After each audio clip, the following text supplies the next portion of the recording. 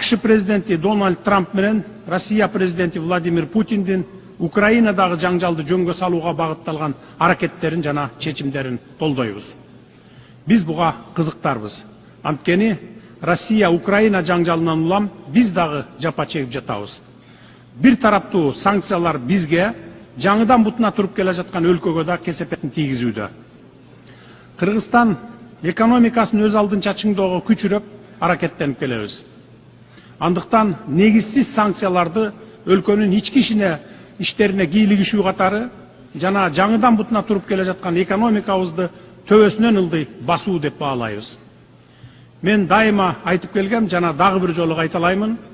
Кыргызстан өзүнүн эл аралык милдеттенмелерин ар дайым так аткарып келген жана аткара беребиз. Бирок биз жарандарыбыздын кызыкчылыгын, өлкөнүн экономикалык өнүгүүсүн курмандыкка чала албайбыз. 2024 жылы Европа Бирлигинин өлкөлөрү Россия менен 141 миллиард долларга соода жүргүзсө, анын 36 миллиард доллары Россиядан импорттолгон товарлар болгон. Ал эми биздин эки банкка каршы санкция жарыялаган Британиянын өзү 2024 жылы Россия менен 2,2 миллиард долларга соода жүргүзгөн.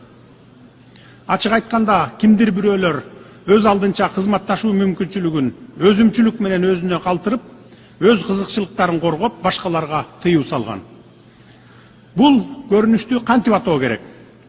Өзгөдөн бир нерсе талап кылаардан мурда өзүң башкаларга үлгү бол деген сөз. Бизге Россия менен кызматташпагыла деген талап коесуңар дагы өзүңөр кеңири кызматташып жатасыңар. Бизди силерге караганда Россия менен көптөгөн экономикалык байланыштар бириктирип турат. Ошондуктан экономикалык жактан алганда Россия менен кызматташпай кое албайбыз. Биз башкалар менен тирешүүнү каалабайбыз. Биз дээрлик бардык өлкөлөр менен кызматташып, көп векторлуу саясат жүргүзүп жатабыз. Мисалы, биз ошол эле Англияга жылына 1 миллиарддан ашык долларга алтын сатабыз.